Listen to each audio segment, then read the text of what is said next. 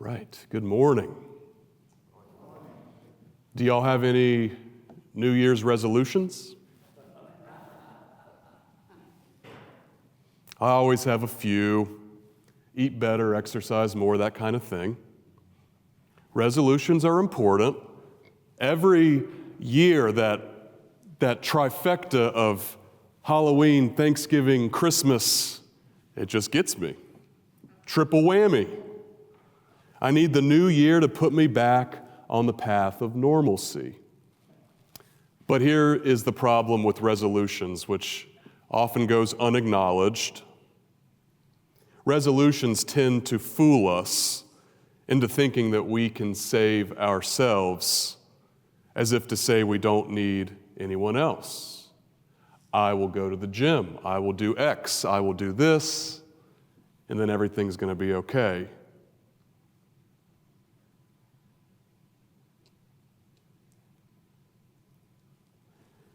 The truth is, your resolutions don't answer the real matters of import, the real existential problems we face as human beings. No resolution in and of itself is going to give new meaning to your life. It might help, it might aid in that. But real internal change, spiritual change, soul healing, these are the sorts of things we can't do alone. Here's my favorite New Year's quote. It comes from Nadia Bowles-Weber. She used to post it every year. I don't know if she does anymore, but here's the quote. There is no resolution that, if kept, will make me more worthy of love. And she says, remind self. Our actions don't define us, actually. Our accomplishments, what we produce, the way we are perceived by others, our place in the social hierarchy, who we defeat, our quote-unquote winning percentage. None of these metrics, which seem to define so many aspects of our world, none of these speak to matters of real, consequential, lasting import. In the prologue to the Gospel of John, we are invited to go deeper than New Year's resolutions and explore what really matters. The senior pastor at my last church, remember I was an associate, once said to me something that one of his mentors said to him. He said, if you can't preach John 1, maybe you should reconsider being a preacher.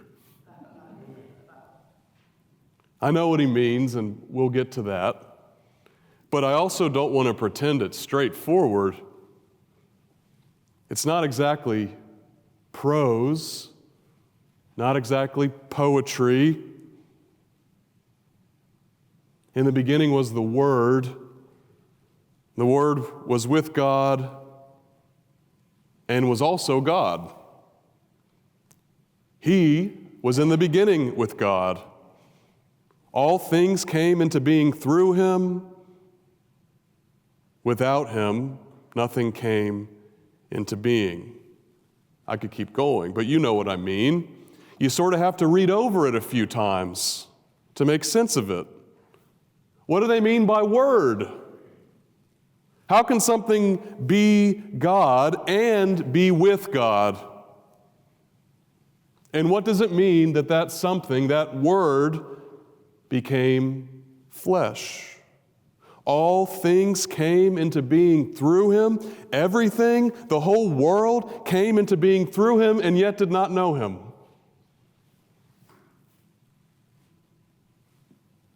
I'm sure plenty of preachers have looked at that and said, maybe that's a little much. Let's look at the other options in the lection. Well, we can't unlock the mystery completely. It's a mystery, and it always will be, but we have an opportunity to approach the mystery, okay? So that's what we're going to do.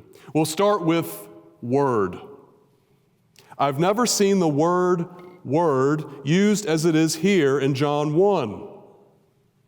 The Greek word for it is logos. And we can go back and see the use of logos in antiquity. The Greek philosopher Heraclitus defined it as, quote, the underlying cosmic principle of order and proportion in the material universe, end quote. And that resonates, doesn't quite get to what John's doing, but it gets kind of closer. There is this cosmic element that helps us, this universal element to it, the Logos.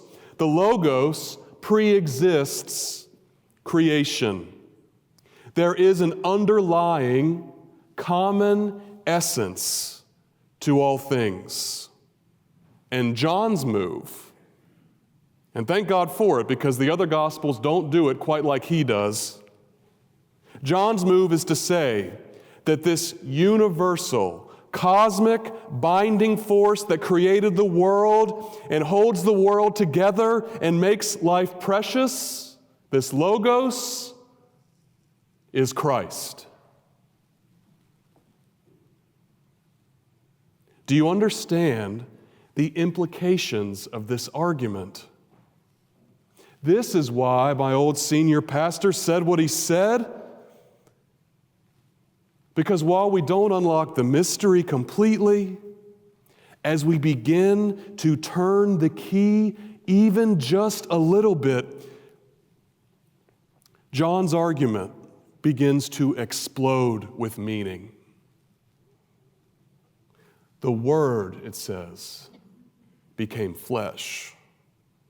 So in Jesus, we have a person who embodies the very principles through which all things came into being. His radical love, his self-giving love, his boundary-busting mercy for the least and last and lost, his forgiveness that is unending. John's telling us that Jesus' way of life isn't just one argument among many, but that love is the only argument. Love is the beginning and the end. Love is the way and the truth and the life. Love is everything. In my experience, and I'm not claiming to have the most robust experience, but in my experience, the theologian who has been most helpful in illuminating this crucial pillar of our faith is Father Richard Rohr. For me, he's been most helpful on this, and mostly in this book that's called The Universal Christ, How a Forgotten Reality Can Change Everything We See, Hope for, and Believe. Rohr defines love as the attraction of all things toward all things. A universal language and underlying energy that keeps showing itself despite our best efforts to resist it. It's pretty good. You see, not just one choice among many, but a constant and unchanging, permanent, or better yet, eternal force that is true for all people. He says love is a paradox. At its heart, it is not a matter of mind or willpower, but, and I love this, a flow of energy willingly allowed and exchanged without requiring payment in return. So when we love our neighbor, or experience love from our neighbor, or when we love our God or experience love from our God, it's not an exchange or a trade or a transaction. It's simply participating in an energy that was already there and has always been there. He says an eagerness and readiness to love is the ultimate freedom and future. You see, it's a state of being. It is an ever-flowing stream, a river. And jumping in, or even wanting to jump in, cultivating eagerness to be a part of it, is the ultimate source of freedom. It's how we were created to live in this world. One more quote from the book. In the United States, our cultural meaning has pretty much shrunk down to this point. It's all about winning. Does that sound familiar? Remember what John said? The world came into being through him, and yet the world, do you remember? Did not know him. Why do we resist the flow at every turn? Do you see how this universal energy is meant to bring us together, while at the same time everything feels so divided? It seems like everything is someone's fault. If only you or I did this particular thing, if only we tried harder, if only we pulled ourselves up by our bootstraps. Nothing's free. You have to earn it. How many times have you heard these tired phrases? They are woven into our everyday language. We accept them as true every time without question. We have to fight for our resources, and some people don't fight hard enough, and so it goes. But of course, these are all the wrong approach. That's not the right way to think about it. Why start from scarcity when the logos is so abundant? Elon Musk is about to be a trillionaire. I heard that he's on pace to be a trillionaire. Did you know that? He got his. His bootstraps are pulled up. If the world is winners and losers, he's a winner at the very top. But that's not the question that John's asking. The question that John would ask is he free? I don't presume to know the answer to that. The Universal Christ, this book, it's got this whole part about psychology and the work of Carl Jung, who wrote about something called the whole-making instinct. And he says that there's something innate in us that desires to be whole and to help others to be whole and to help the environment be whole. This instinct for wholeness and unity sounds a lot like the spiritual force toward the logos.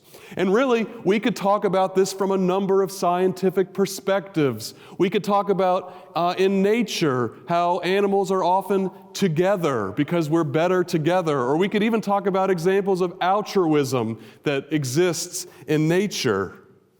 There are a number of scientific approaches.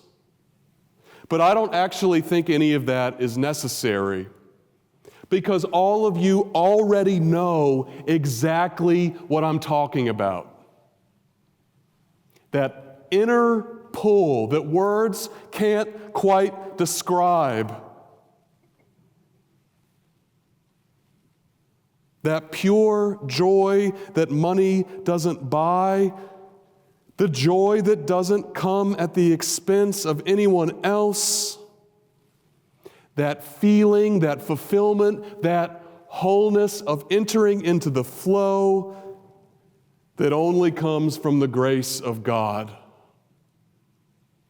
That only comes from submitting to the most powerful and abundant, pre-existent force that has always been and always will be. The Logos, the love of God. Thanks be to God.